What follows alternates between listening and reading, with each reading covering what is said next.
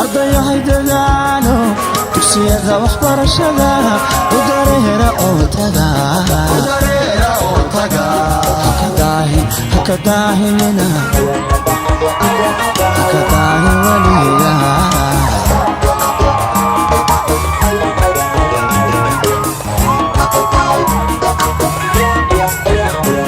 ardayahay dadaalo dugsiyada waxbarashada u dareera oo taga haka daahimina haka daahin weliga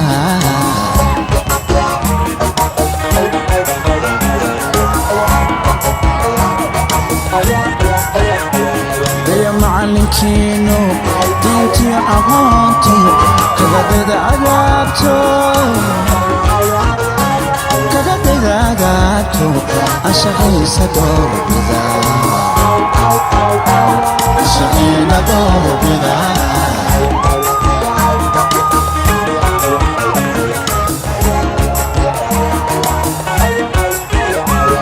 يا معلمكينو دينتي أغانتي كذا عذابتو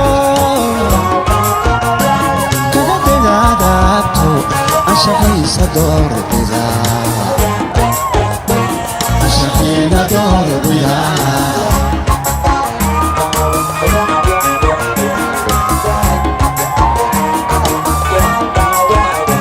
دخلوا خسارة تلقوا مغايسي دخلوا خسارة تلقوا مغايسي عدايا هدتكيني والدكين هاتير سعدو على كادشينيو وكوايدي سويا waxaan runtii aan dul maraa jadwalka mise schedule-ka barnaamijka soo ku soconaya kadib waxaan bilaabaynaa barnaamijka saw dhamaantiin wada ogtiin waxa wada fadhinaa graduationka class 8 2023 barnaamijku wuxuu ku socon doonaa waxaan ku soo dhaweynaa ugu horeyn Mr. Hassan oo ah assistant principalka iskuulka mise assistant directorka iskuulka Mr. Mohammed oo directorka iskuulka kadib arday macallin Mukhtaar oo soo diyaariyay 3 arday kadib waxaa noo joogo marti runtii arday ka ahaan jira iskuulkan aan maanta wada joogno oona ka tirsan dhalinyarta mise ardayda waddanka wax ku baratay oo runtii ugu fiican as leenahay martino ay caawo iyo waxaa nala joogo board member waalid oo board member ka ah oo ardaydiisana runtii ay ku jiraan ardayda iskuulkan badankooda si u badan yihiin mise dhammaantood iskuulkan soo wada mareen kadib macallin ka mid ah iyo arday hal gabar oo ardayda caawa noo fadhida martida aan u nahay hadlayso kadib waxaan noo joogaa Somali Museum performance ay noo samayn doonaan kadibna waxaan gabagabeynaynaa mise aan gunaanadaynaa barnaamijkeena oo wada fadhino oo ah certificate in la siiyo Mr. Mohammed uu guddoonsiiyo ardayda hortiina fadhida caawa waxaan umaleynaa kaas waa jadwalkii oo kooban haddana waxaan jeclaan lahaa inaan soo dhaweeyo Mr. Hassan si uu soo dhaweeyo waalidiinta dhammaan Mr. Hassan حدا كسر دوا مايك.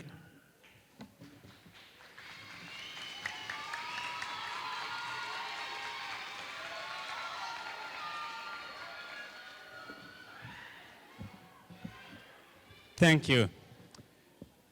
Assalamu alaikum. Assalamu alaikum. Good. Wala layal. dhammaantiin waalidiinta ardayda macallimiinta staafka iyo marti sharafka kale ee halka timid maanta nagu soo sharfay in ay ka soo qayb galaan xafladan aan ugu dabaaldegayno dhalinyaradan ka qalin jabinaysa iskuulka Midway Star Academy maantay oo taariikhdu tahay bisha May 26keeda 2023 aad iyo aad baa u mahadsantihiin waa idinka mahad celinaynaa runtii kasoo qaybgalkiina runtii macnu noo leeyahay waana sharafteen ilmaha sharafteen waana sharfantihiin ma sha Allah jazakumullahu khairan waana mahadsantihiin thank you dear Midway parents students staff, and other committee members, thank you for coming to this beautiful ceremony to honor, recognize, and celebrate for the 2023 graduates, the graduates of 2023 from Midway State Academy. Thank you on behalf of the entire Midway community. I would like to thank you and welcome you to Midway State Academy. We honor to have you here at Midway State Academy to celebrate and recognize these beautiful young scholars who are graduating today. Thank you. Even though we will recognize and celebrate for every graduates from Midway State Academy who's sitting here today, there are few students who are Midway legacy, who deserve special recognition. Few students. Yes. These are those students who were here since kindergarten, 9 consecutive years at Midway State Academy. Really, they deserve recognition. The first one is Misra Ali.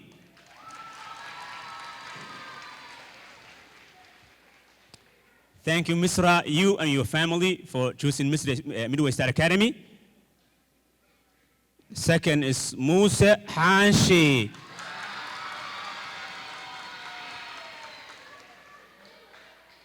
Thank you, Musa, you and your family for being a member, valuable member of Midway State Academy for these 9 years. Thank you. Ahmed Hirsi.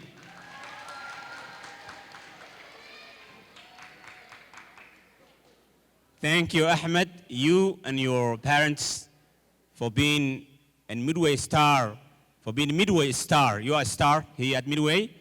9 years, thank you. Fahima Jama. Thank you, Fahima, you and your family for being at Midway this long. Noorta Muhammad.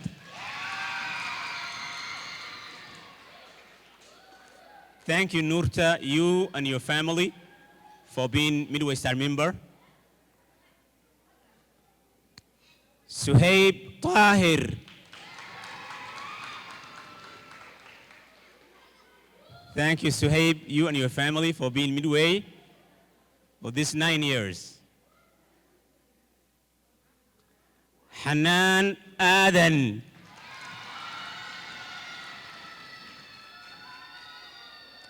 Thank you, Hanan, you and your family for being a Midway star for this time. Thank you. These are the students who deserve a special recognition. We will recognize every student who's sitting here today.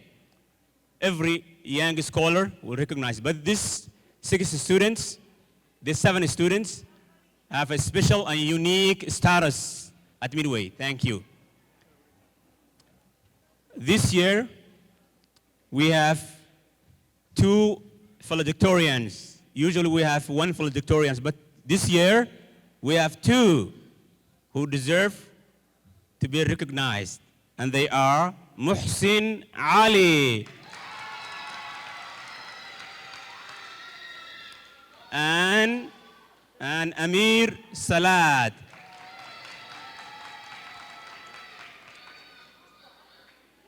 Congratulations, Muhsin and Amir, for your hard work, commitment, and dedication. You deserve this and more. Thank you and welcome all of you.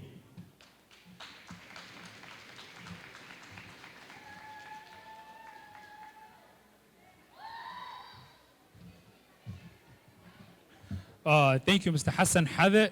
Haddana waxaan jeclaan lahaa inaan ku soo dhaweeyo mayga Mr. Mohamed Warsame oo ah iskuulka directorka iskuulka. Soo dhawaad Mr. Mohamed.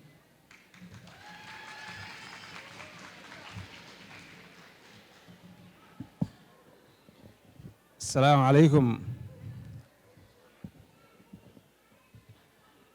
First of all, before I get started, I just want to thank our parents.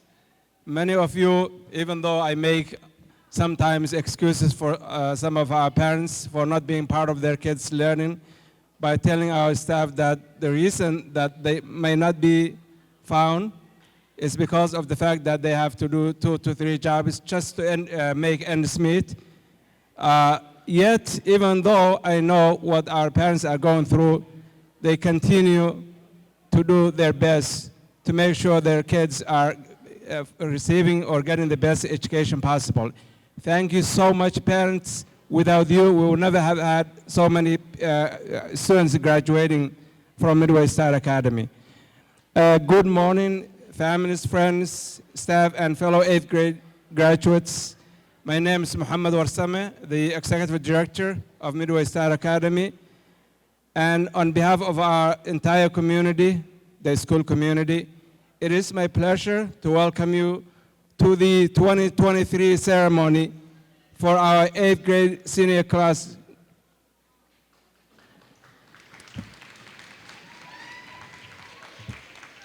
Our graduates, you all accomplished one of the major early milestones of your lives, middle school graduation. That's very, very important. This is a major step in the journey of years, in the journey of your lives, one that should be recognized for its immense significance.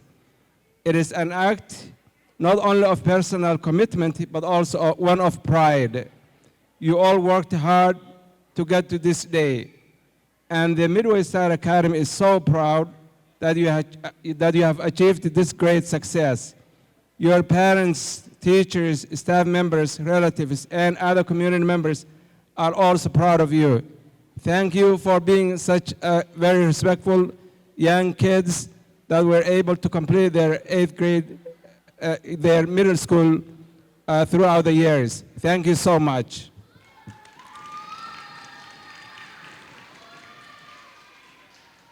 But graduation is not an end goal in itself. It is instead a part of a larger journey of life. Life is a journey, and this accomplishment you just achieved should be taken as a starting point for further achievements. Your graduation should serve as such a launching point, projecting you to wherever your futures are meant to take you. Whether you land yourself a career or continue your education at college after high school, my personal advice to you is to continue furthering your education. Go to high school and get your high school diploma. That should be the first and most important goal as soon as this ceremony is wrapped up. You have already shown your commitment to personal growth by making it to this ceremony today. But as soon as your goal have been achieved, one of which is to graduate from middle school, you need to experience another ceremony when you graduate from high school in 4 years, and hopefully followed by college graduation ceremonies.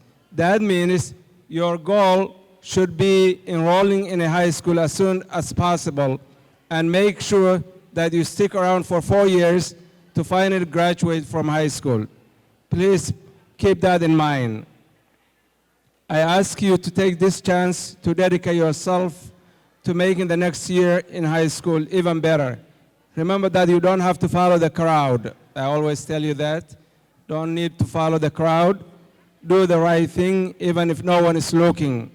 Study hard and remember that you are investing in yourself with every test you take and every book you read in high school. From this day forward, let us make each decision with our best interests in mind. Be the best that you can be, so that you may fill your lives and the lives of those close to you with pleasure and with pride. You have already taken the first step by making it to this ceremony today. Now it is time to take the next steps in the journey that is your life and begin to build your future by finishing high school. And you hear me talk about finishing high school. This is very, very important. So congratulations to all of the graduates. Congratulations to the parents. And finally, congrats to the teachers and everyone else who helped our graduates reach here today. Finally, I leave you with this final quote from a Somali proverb, "Aqoon la'aani waa iftiin la'aan," which can be translated as, "The absence of knowledge is the absence of light."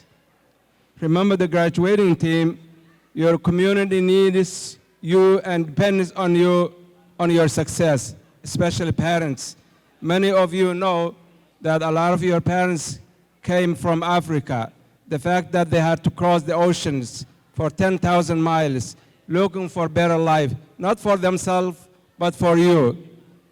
It is your responsibility to follow in their footsteps and make sure that what they are going through right now, to finally see graduate and get better education, you need to help them.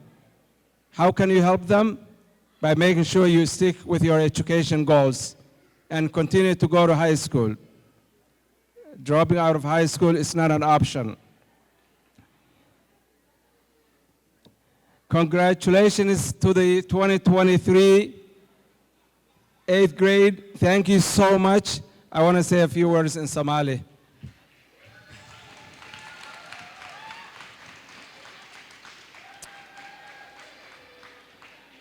walaalayaal asalaamu calaykum horta ardadeenna qalin jabinaysa waan ku faraxsannahay marna waanu I mean we can see the emotions sometimes the tears coming down macnaha oohinta iyo emotionka waan dareemi karaynaa because in badan oo ka mida wax badan bay nala joogeen waxaad ogaataan waalidiinteenna carruurteenna graduate garaynaysa waa carruur wanaagsan akhlaaqdooda waxbarashadooda culturekooda dhaqankooda intaba marka waxaad ogaataan carruur fiican iskuulka inay ka qalin jabinayso waalidiinta waxayna ka codsanayaa inaad carruurtan ka war haysaan ilaa inta ay high school ka qalin jabinayaan marka midda kaleeta aadna waa u mahadsantihiin wax badan baan waalidiinta inay dhibnay leanna waxaan rabnay carruurteenna in waxbarasho fiican helaan welibana waad ogtihiinoo carruurtiina way idiin sheegeen ardaydan qalin jabinaysa imtixaanadii dowladda ardayda halkan qalin jabinaysa badankooda way wada baaseen waana wax cajiiba runtii imtixaanada maaragtay dowladda marka soo dhowaada xafladda intii kaleeto ayaa noo bilaamaysa xafladduna way noo furan tahay asalaamu calaykum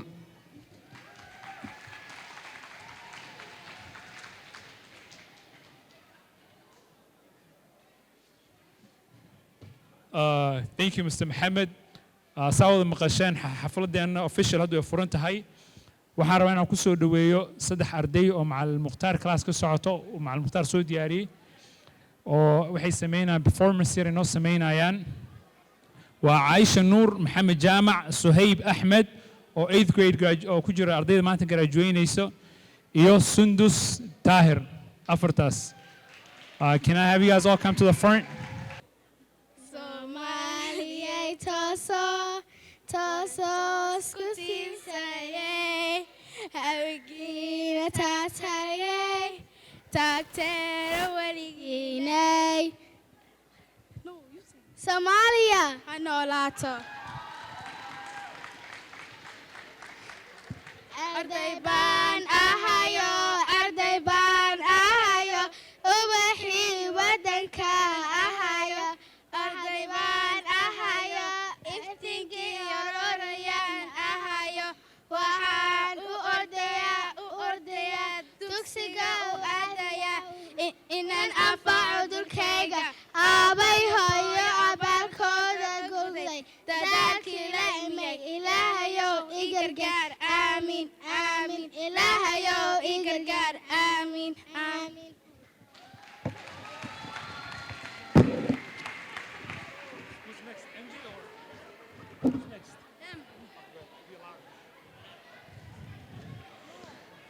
أهلا أهلا يا أصحابي أهلا أهلا بالأحباب كل صديق لي أرعى أبدا أبدا لا أنسى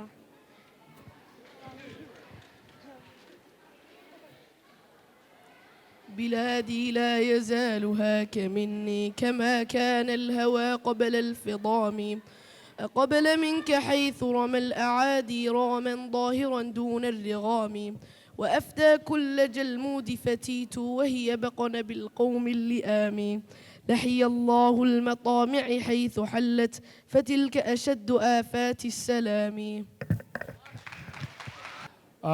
haddana waxaan soo dhaweynaynaa the keynote speaker-ka mise qofka caawa xafladdan noogu martida ah waa nin dhalinyaro oo ka baxay iskuulkan maanta aan fadhino aabihiisa macallin uu ka ahaa asagana ardaynimo ku soo maray in fact wuxuu ahaa ardaydii ugu horreysay mise groupkii ugu horreeyay iskuulkan ka garaajoyay ka mid ahaa magaciisa waa mubaarak muuse ila soo dhaweeya.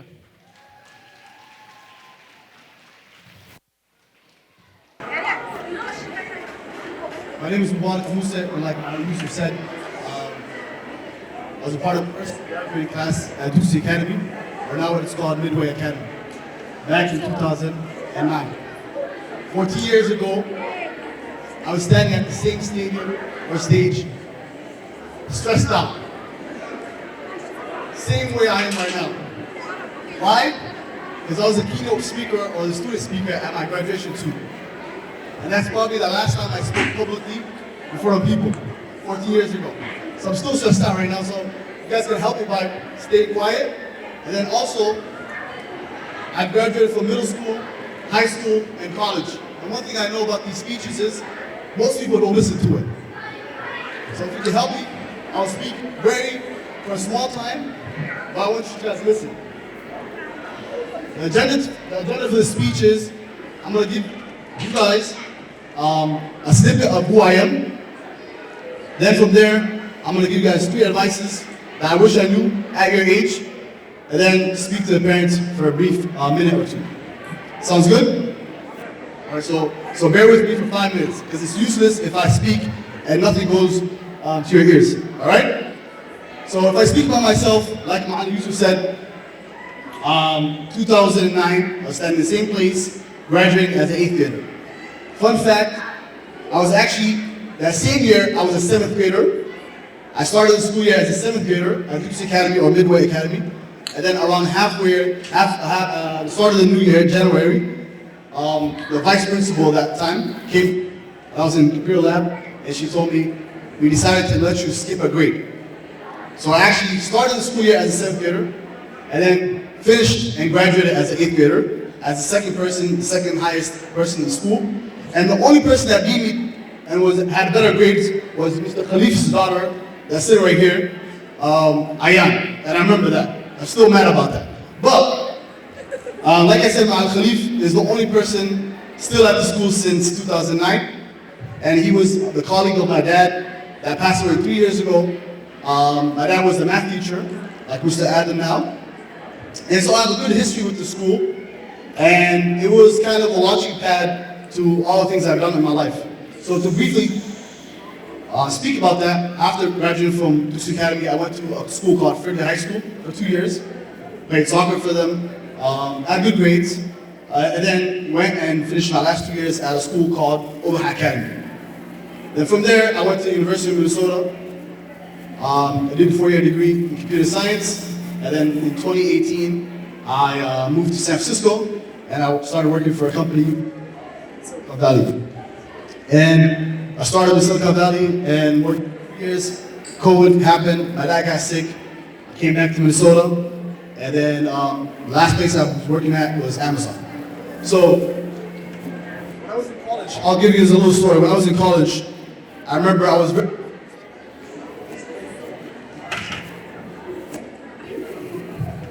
confused. I didn't know what to study. I just knew I was really good at math. So I went to college, I was thinking I'm gonna be a biomedical engineer. And I remember I went to my counselor and she asked me, okay, that's your first major, what's your plan B? And I remember having no plan B. I was not gonna major in English. That's not gonna happen. So I started doing engineering, and it was much harder than I thought it was. But then I decided that I wanted to try something different. So I decided to look around, and I've heard about something called coding, and I got interested in coding, and then that's when I became a computer science major. Now, the beautiful thing about that was when I told my dad about computer science, to my dad, computer science and IT was the same thing. And so he told me, IT, you don't do nothing in IT. You barely have any money in IT. I remember thinking, because I did my research, so I knew I was going to make a lot of money out of college. So I was like, okay, it is what it is. I knew he cared about me, but I knew at that point, he didn't understand what I was talking about. So I ended up finishing college, and I remember when you apply to college, you apply for FAFSA, so you go through your dad's taxes. And I knew how much my dad made. He used to work 2 jobs. Okay? And so the most he made, I'm not going to say out loud, but my first job out of college, I was making 2 times what he was making. My first ever job. And I remember sending him my first paycheck. I sent him the whole thing. I told him, this is how much I'm making every 2 weeks. And he nodded his head and told me, good job. You knew what you were doing at that point. So my first lesson here is, your parents are not going to be always right. But always remember, you have a long life ahead of you. Your parents are never always right. They're not always right. But no one cares about you more than your parents. They can be wrong or right, but the biggest lesson I've learned is no one cares more about you and your health and your wealth more than your parents. So there's no reason to ever prioritize anyone over your parents. You might have your own idea. ilaa iyo hadda intaan soo gaarsiiyay ayaan rabaa inaan u mahadceliyo. Tan labaadee rabana waxaan rabaa inaan u dardaarmo waalidka. Tan kalena waa waxa anigu dareemayo. Tan aan ku horey mahadcelinta waxaan u mahadcelinayaa gogashan maanta quruxda badan leh aan ku soo nafacaadnay dadkii noo goglay jannada Allah geeyo. Jannada Allah geeyo. Adagii noo furay meeshaanayto adeerkeen khayr badan Allah siiyo waa xanuunsan yahay Allahna caafiyo. Maamulo badan baan la soo shaqeynay maamulkii ugu dambeeyay hadda waa Maxamed Warsame isagana Ilaahay halla garab gala inta u dhiman. Staafkan u mahadcelinayaa inta dadka badan aan soo wada shaqeynay waqtiga badan aan ku bixinay Midway Star Academy khayr badan Allah siiyo jazakallahu khayr inta ilmaha noogu dulqaateen inta waqti badan noo galiyeen way mahadsan yihiin. Tan kale aan u dardaarmayo waalidka waxaan u dardaarmayaa Midway Star Academy waa gurigiini waa meel aan ka warwareynin kulli anigu sida anigu dareensanahay hadaan waalid ahay wixii aniga hadda ma sha Allah tabaarakallah cunuga iga baxaya waa Muuse Xaanshi 9 sanadood buu joogaa gidhi gaadhan buu halkan ka Muuse halkan wuxuu ka bilaabay gidhi gaadhan Muuse waa liiga horeeyay waxa ka horeeyay 4 wiil oo ka sii waaweyn oo isaga qayb ee halkan joogta college dhigtaan halkan ay ka wada baxeen shalay Muuse wuxuu fadhiyay halkaas gidhi gaadhan buu ahaa maantana ma sha Allah waa 8th grade waxa weeyaan iskuulku waa gurigiina labaad ee waalidow waxaan dardaarmayaa hal la ilaashado wadankii waa xumaaday dhulkii waa xumaaday walaalayaalow waa meel aan laga lahayn waa meel aad safety ku dareemaysid anigu kolley sidaan u arko waalidiinta badana 9 sano qaar ila jooga way jiraan maanta oo wada fadhiyaan khayr badan Allah siiyigana wayna la soo rafiiqeen intii dib tareenka ka soo raacdayna waxaan leeyahay tareenka ha ka daadigina tareenka adkaysta waa iga dardaaran intaas waalidkan dardaarmaya tan anigu aan dareemay maanta farxad aan la koobi karin baa maanta dareemaya ma sha Allah tabaarakallah meesha in badan baan ku soo ceeshay marna waa faraxsanaho wiilkayga shalay gidhi gaadhanka ahaa iyo kuwii kale meesha ka soo garaajuweeyeen ayuu maantana 8th grade iga garaajuweynaya ma sha Allah waa u soo samray midna waan ka naxsanahay runta markaan idin sheego midna waan ka naxsanahay sidaan halkan ku haystay meesha uu u socdo kuma helaayo meesha uu u socdo Muuse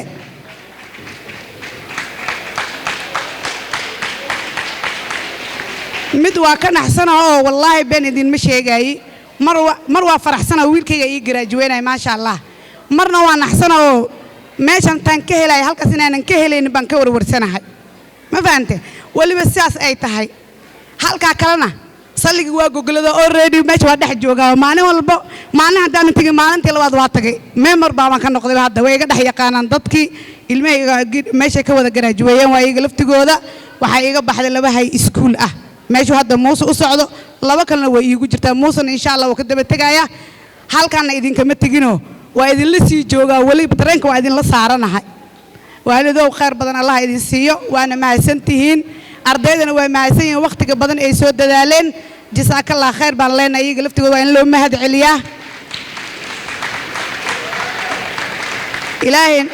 ilaahayna waxaan ka baryayaa ubaxaan quruxda badan leena hor fadhiya ilaahay inuu noo xifdiyo ilaahay meel khayr qabta noo geeyo maantana waxaan rajaynaynaa 8th grade bay ka garaajuweeyeen insha Allah tacaala iyagoo nabad qabana waxaan rajaynaynaa inay ka garaajuweeyaan jaamacadda insha Allah waa iskugu iman doonaa haddaan nool lahay haddaan dhimanna Allah noo naxariisto waana mahadsantiin jasaakallah khayr assalaamu calaykum waraxmatullaahi wabarakaatuh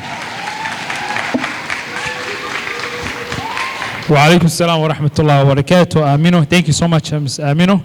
And now I would like to welcome Mr. Yusuf Bo in order for him to give us his speech of the day. Yusuf will be speaking on behalf of the teachers. He's one of our 8th grade teachers. He was a social study teacher. I would like to welcome him to the mic.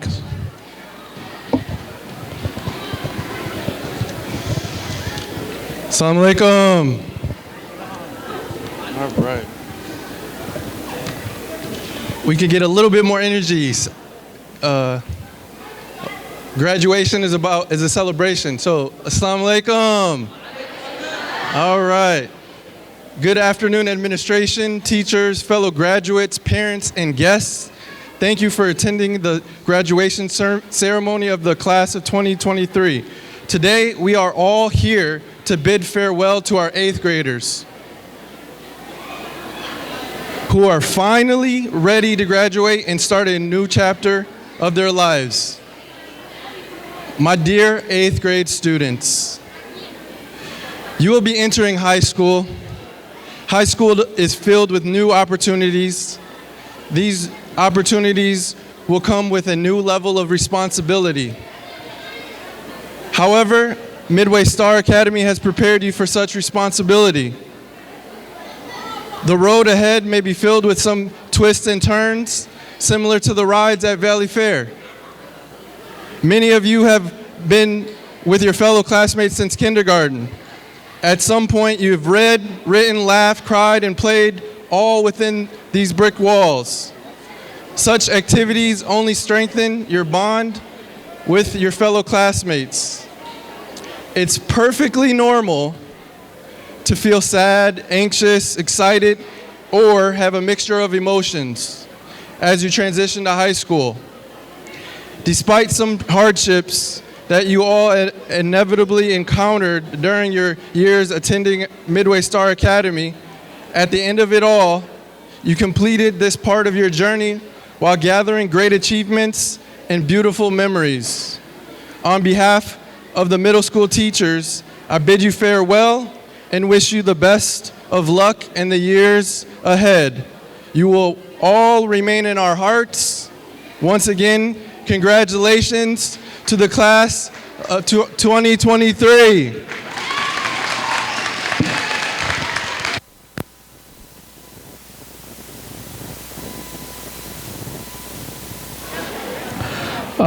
Thank you to Mr. Yusuf Bo.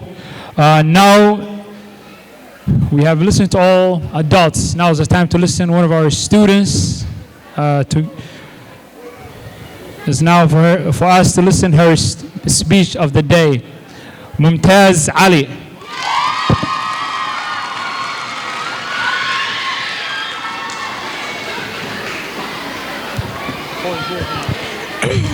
Assalamu alaikum, everybody. I need more energy. Hi, my name is Mumtaz Ali. Today is a good day for me and all of us who are graduating here at Midway Star Academy. I am honored to have chosen to speak in front of all of you today. I won't take too much time. I really just want to be thankful today. First, I want to congratulate my peers. We worked hard and we did it. I learned as much from all of you and as I did from anyone else. I learned how to be a good friend and I learned how to be a team member. We have been looking forward to this day for a long time and we could not have done it without doing it together. It seems like a chapter is closing, but really, this is just the beginning. I know we will all be going our separate ways, and as much as I will miss you all, I can't wait to see the amazing things you will do. Thank you for the companionship, and thank you for the memories.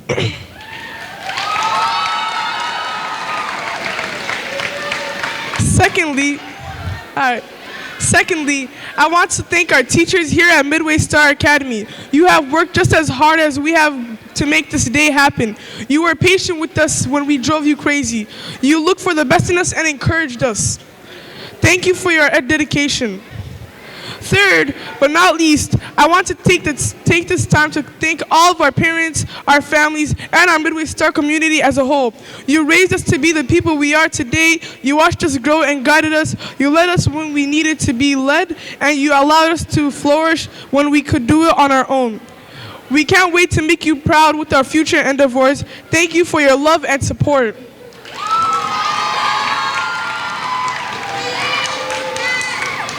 Like I said, I won't keep you here for too long. On behalf of myself and the graduating class of 2023, congratulations and thank you. One more thing. Walidin to Daman, Mahadsinidin, Assalamu alaikum.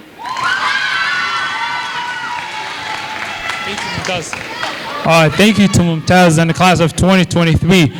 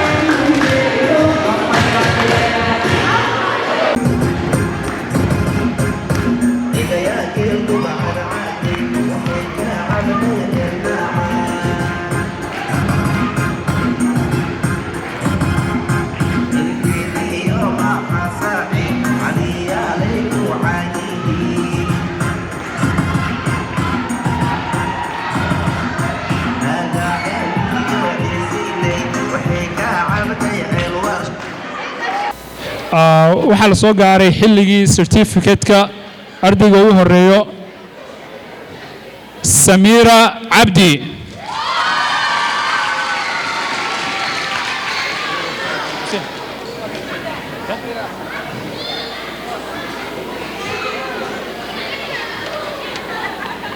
أيوب عبد الوهاب.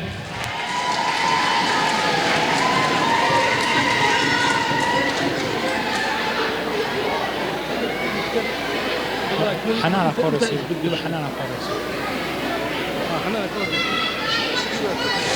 حنان آذن.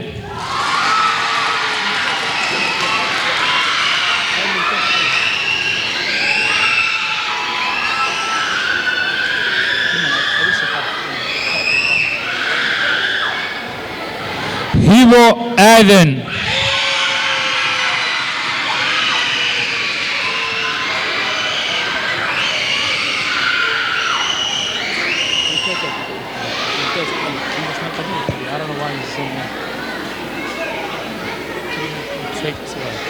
سهيب أحمد.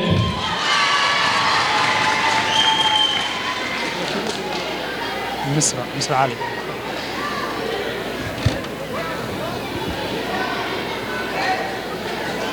مصر علي.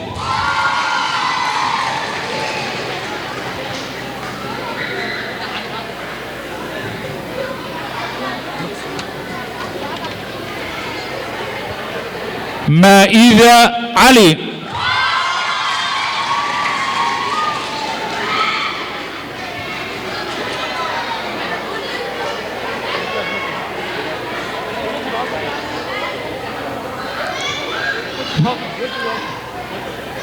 محسن علي.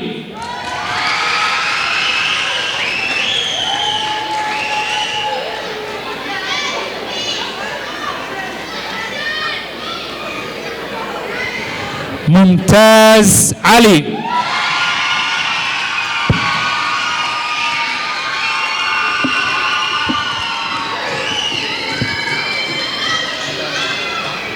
سلمى أمان.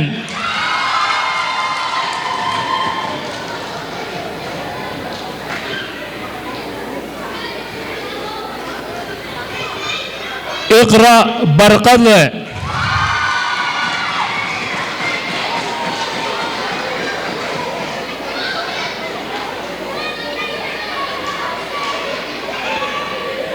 سهرة داد.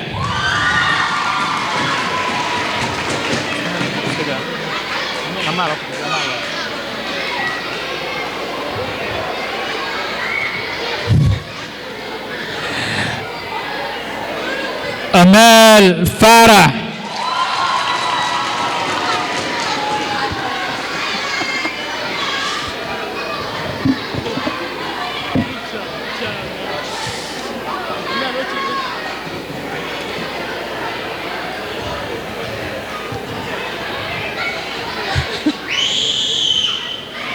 No, don't do that.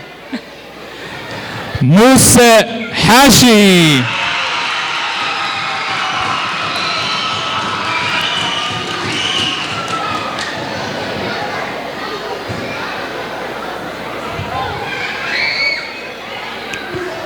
سليمان حسن.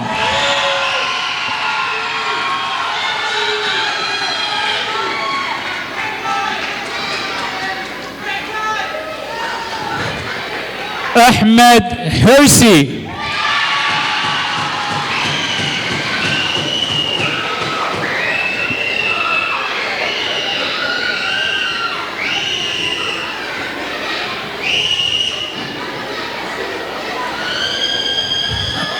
عبد الرحمن إبراهيم.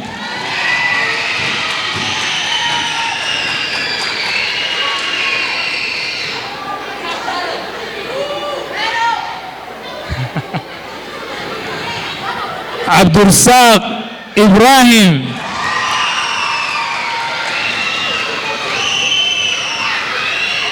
The President. سهل إسماعيل. صالح إسماعيل.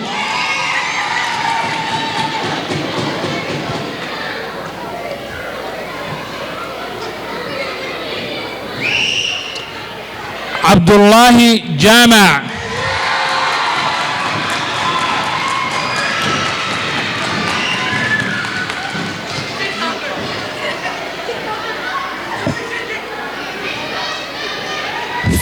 فهيمة جامع.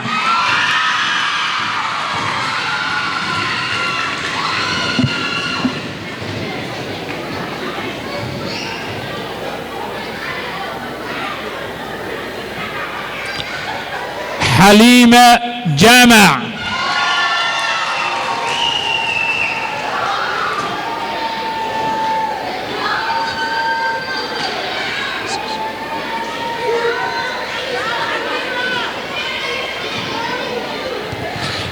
عبد الفتاح خيره.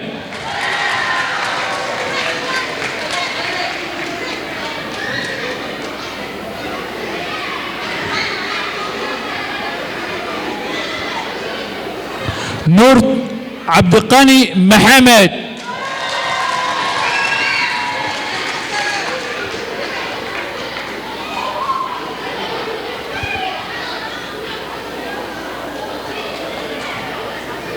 نورتو محمد.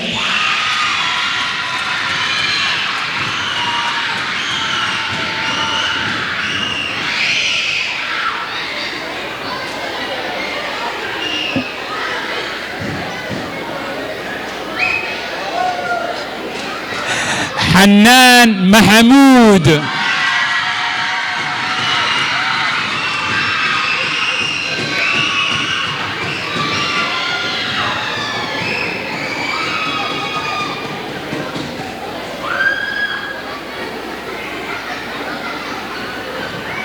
نستاحو موليد.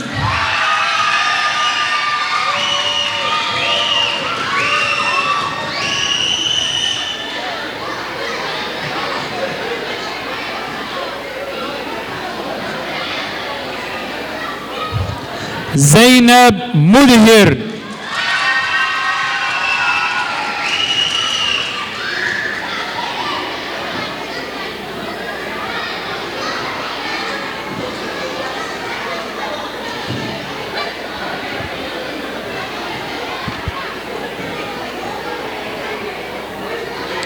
سندس عثمان.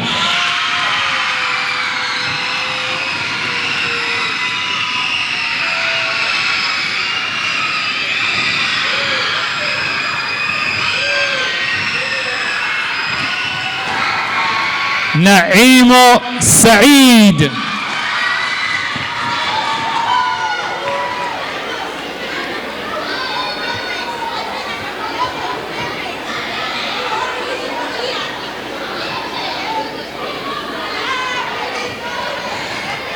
أمير سلاد.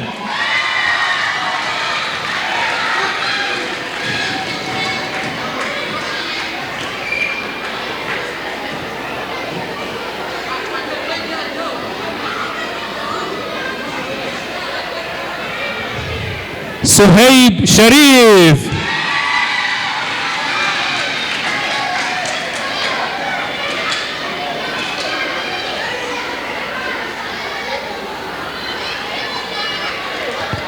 سهيب طاهر.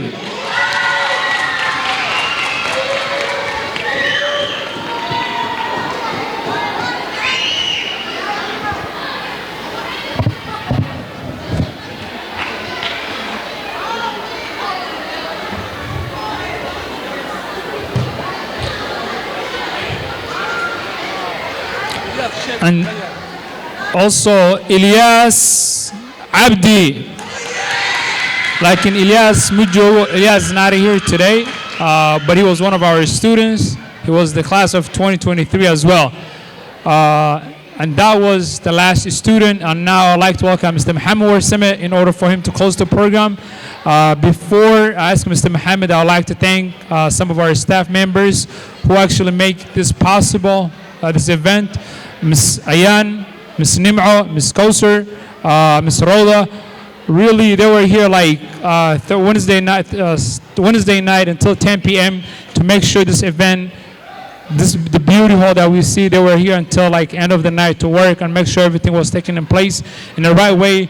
runtii waxaa jeclaan lahaa macallimiintaas mise staff members kaas aan hadda sheegay aan si khaas ugu duceyno runtii aan u mahad celino maxaa yeelay xafladan quruxda badan maanta u jeedin afartaas gabdhaha ka soo shaqeeyay runtii waqtigooda geliyay ilaa habeenkii 10 p.m. jooga buildingkan oo ogtiin meeshaan mugdiga ku yaallo caruurtooda ka soo tagay guryahooda ka soo tagay si ay u takeergareeyaan ardaydiina iyo meeshaan quruxda badan ayagana waxaan dhihi lahaa runtii aad ayay u mahadsan yihiin asalaamu calaykum waxaan ku soo dhaweynaa Mr. Maxamed Warsame si uu u dhameeyo uu noo soo xiro barnaamijka walaalayaal waa mahadsantihiin I know caruurteennan meel kaleetay ahayd inaan ku qalin jabino waxaana keenaya COVID-kii baa dhammaaday marka meel kastaa buuxsantay marka insha Allah next time 7th grade-keenu aad u fara badan waxa weeye meel kale ayay noqon doontaa oo waalidiinteenu ay imaan karaan dee waa mahadsantihiin soo dhowaada wax badan baan iskuulka ka qabannay oo insha Allah aad ku farxi doontaan sidaan shirkii maalintii dhaweyto aan ka sheegnay waxaan uga tagnaaba carruurtan sidaan sheegay gacanta in lagu hayo haddii aan leenno waxbarashadooda oo marnaba aan laga caajisin iyo akhlaaqdoodaba asalaamu calaykum waraxmatullahi wabarakaatu By the way, can you guys give a big round of applause for our middle school teachers, especially our science teacher, Miss Melissa, who is sitting right there. Yeah, and everybody. Can you come closer? What are you trying to say? Big round of applause for Yeah. Give a big round of applause to Miss Zainab and Miss Khartoum.